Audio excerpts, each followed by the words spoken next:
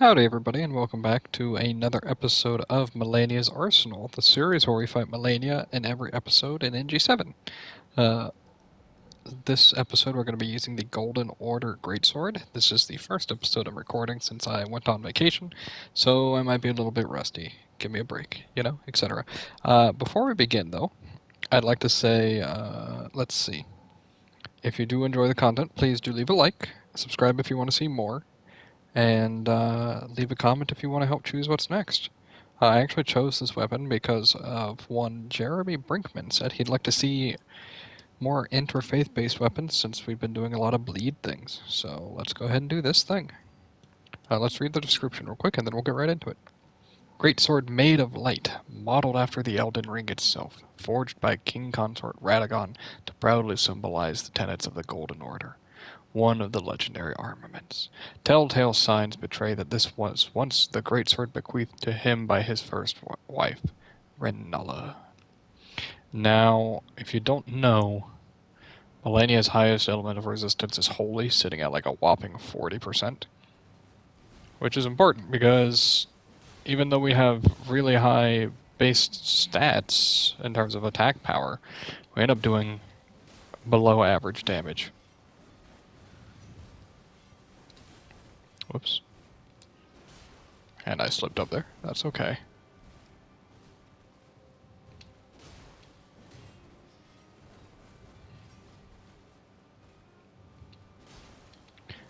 We're going to go for a very quick stance break, honestly. Yeah, pretty easy. For reference, this thing has like 900 attack rating, but like most of it is magic damage. Or holy damage, so it ends up actually being rather underwhelming in that sense. Like, I'm swinging for 500s, almost. When, like, weapons with even 500 less attack rating hit harder than this thing sometimes. 400 less, if anything. I'll tell you, I'm really bullying her right now, at least. We'll do an R2. Yeah. I mean, like, we're beating her up at least, right? Also, so much for feeling rusty, at least against her, right? We'll do an R2, R2. Yeah. I'm not afraid. Oh, I could have died there, though. I mean, like, if she's just gonna let me do this to her, I guess I'll do it to her, huh? I didn't go over the talismans, I forgot. That's great. I knew I'd forget something. We can go over them during this section here after she dives. Alright, let's heal to full and do this. So we're using Ritual Sword, Sacred Scorpion, and Green Turtle.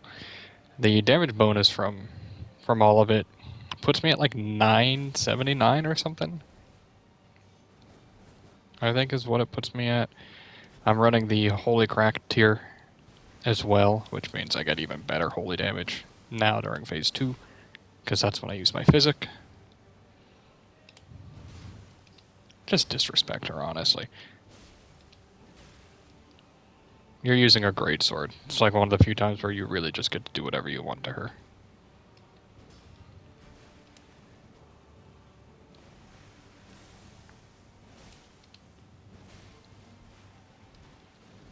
That's okay.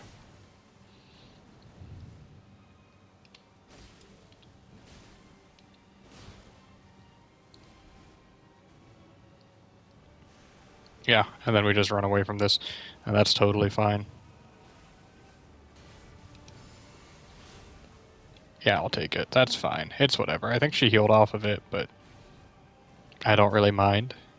Better than dying.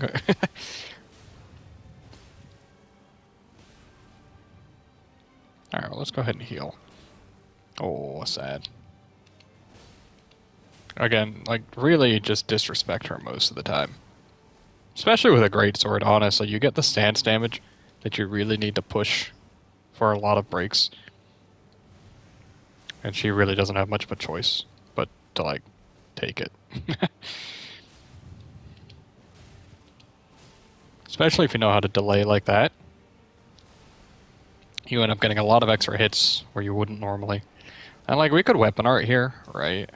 and do the follow-up, which shoots out a blade, but like it's a lot of FP for very little payoff. That's okay. You do a charge jar too here just for the stance damage? I normally wouldn't, but I've decided to try that this time at least. And I mean, we haven't gotten a stance break in phase 2, but she's a lot harder to stance break in phase 2, honestly, is where that comes from. There we go. And we'll take that backstab. Gotta say, this was a pretty good fight, and so much for feeling rusty, huh?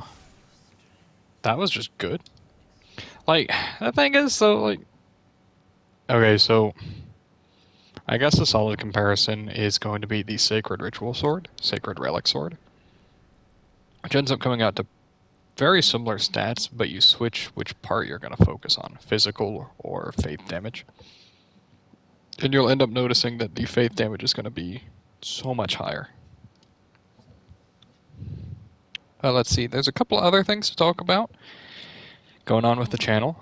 First, we'll have to say congratulations and thank you all very much.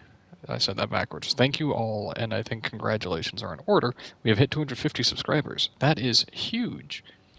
We've ended up gaining like 5 to 10 a day over the last couple, or 5 a day or so over the last couple days, which has really added up quickly, and I'm very proud of us. Thank you so much for all the support. It means a lot. It really does.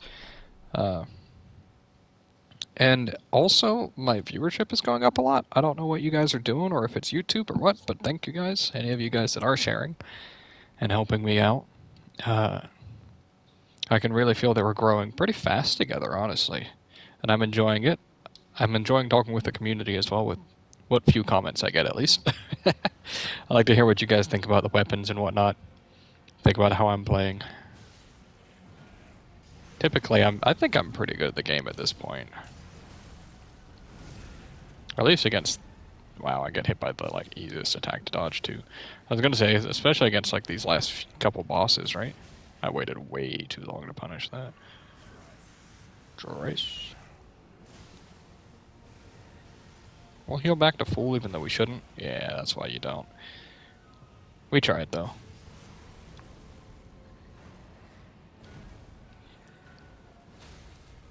I'm learning that charged R2s do way more stance damage, by the way. It's like impressively so. Even just R2s, not even charged R2s, I should specify. It's like if you just have time to land R2s instead and dodge properly, that was just me dodging it properly. It can make a very big difference in how your pressure plays out.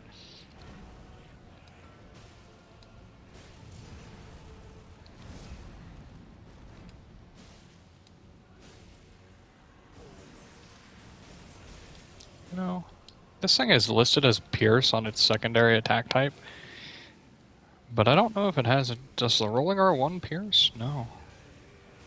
Is that just a mistake? It might be. I was gonna say, well, probably... Whoa, what? It canceled it? That's cool. I don't think I've ever seen that before.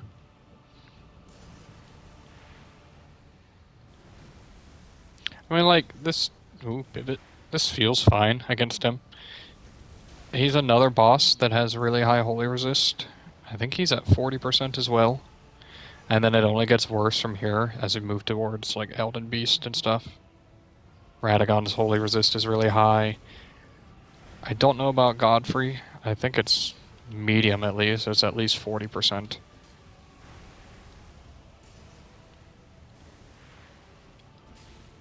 Ooh, we didn't even get clipped by any of the fire blood there. That was awesome.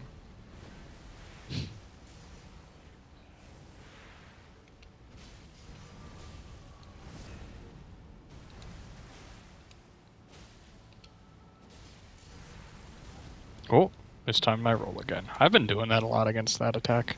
Huh. I'll take the damage. Oh, it's worth it if we just don't die for this. Alright. We're good. We just have to, like... Yeah. There we go. We're good. I totally knew I'd make it out of that unscathed.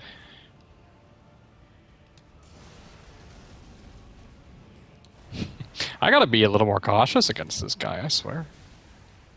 I'm just letting him go to town. Heal. Ah.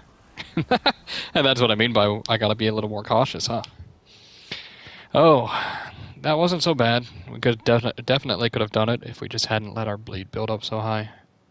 I'm thinking honestly, I'm just gonna take off the ritual or the sacred scorpion charm. It's like I think we'd get more damage out of the dagger talisman. I know that's just not true, really. We could swap to axe though. Like we give up 90 damage to get way better charged R2s. I think that's better. Especially since we gained that bonus defense as well. We don't need 60% defenses, but that's okay. Oh my goodness, look at that. Just not a mistake right at the start. I have an issue with this Blood Rain. The actual range on it is really hard to account for and actually punish without trading blows. Oh, here we go. I'll do another. Yeah, that's what I was hoping for. We have Dagger Talisman. We were so out of stamina that we couldn't get anything else, but that's still pretty good, right?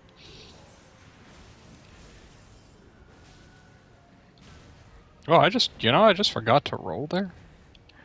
You might not believe it. Sometimes I do that.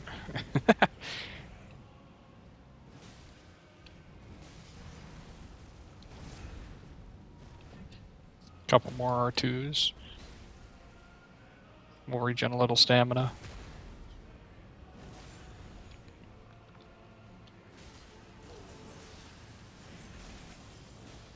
This is sad. We're not gonna... I mean, obviously we weren't gonna one-cycle him, but... Oh, he's gonna have like 2/3 health left, huh? We need to back up so we don't get hit by that. Yep. Probably gonna jump here, right? No? Cool. You might be able to circle strafe that, honestly. Nice. Charge Star 2 did 1,500 damage there. Holy cow. Might have been better to just go for more Charge Star 2s, huh?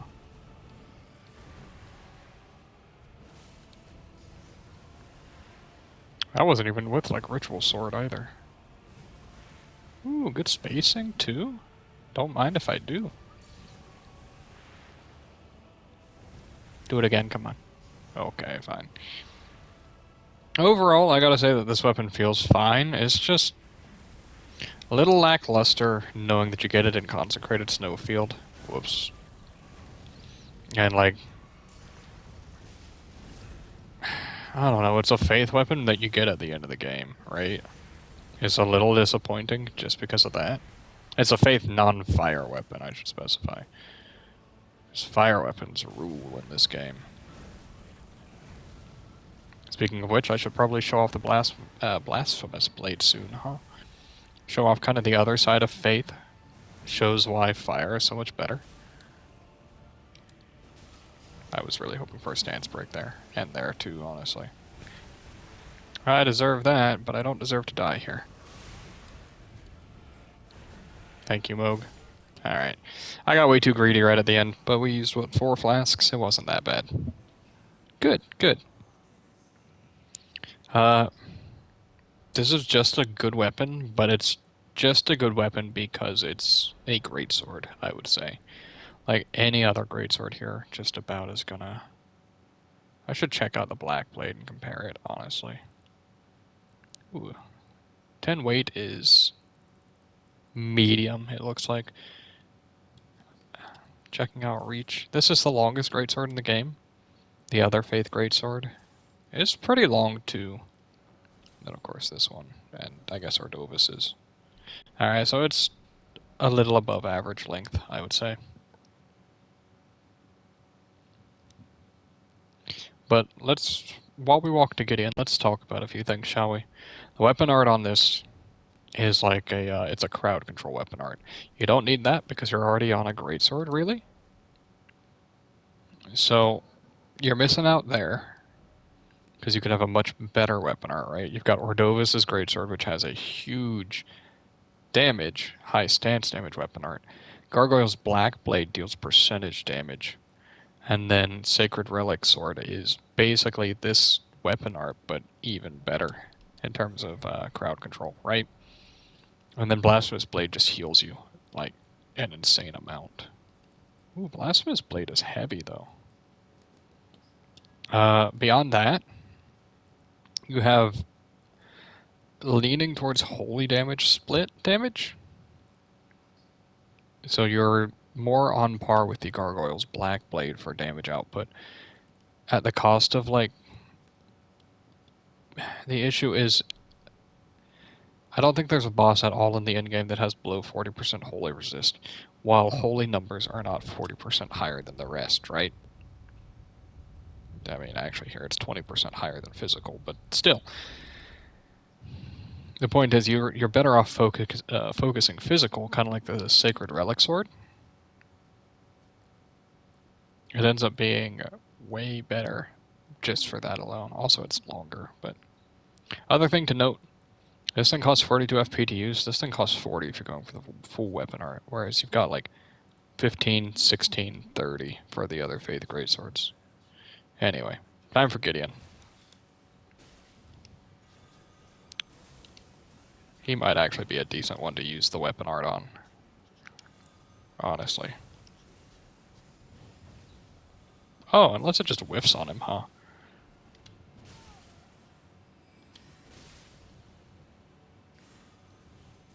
Alright, well now we're in a bad position against Gideon. Yep, holy cow. Oh, I'm dead. Whoops. I'll give it one more attempt, but if we die to Gideon or anything else, I handled that really poorly, so I'm going to give it one more attempt is all. Typically, I say the gauntlet gets one try, but it's my rules anyway, so we'll see.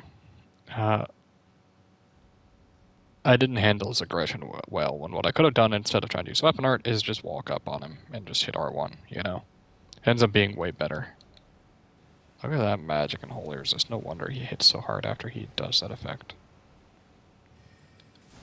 Holy cow, dude. Wait, don't kill me. You know what I've noticed, by the way? Is that fighting Moog and Malenia gives him two of the most annoying AoE spells he could choose. One of them he armors through, and if you actually hit him out of it, this being Malenia's Blossom, if you hit him out of the Blossom, he actually just cancels it and keeps the AoE, which is crazy. No. No. Alright, well now we've got him right where we want him, right? Oh, holy cow, dude, and he gets a heal from that. And he got that off.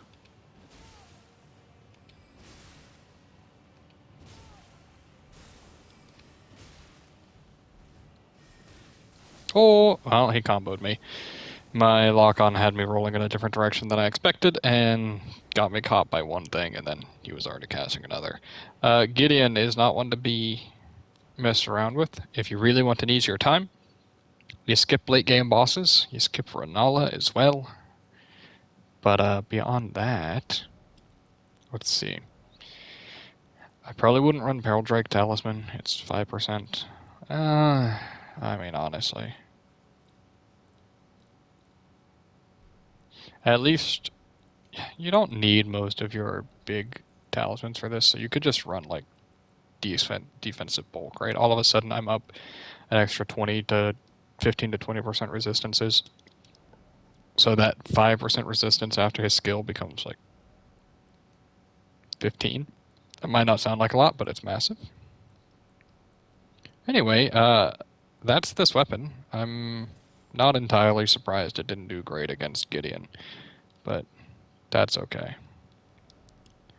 I think, just for those who are watching now, I think I might just try this weapon next, honestly. It's an int weapon. Also, it's a hammer with a kind of unique moveset. It also has the longest range. It'll be a fun one. Anyway, thank you guys for watching. I will see you guys next time. We didn't beat the gauntlet. Thank you for 250 subscribers, etc. Bye.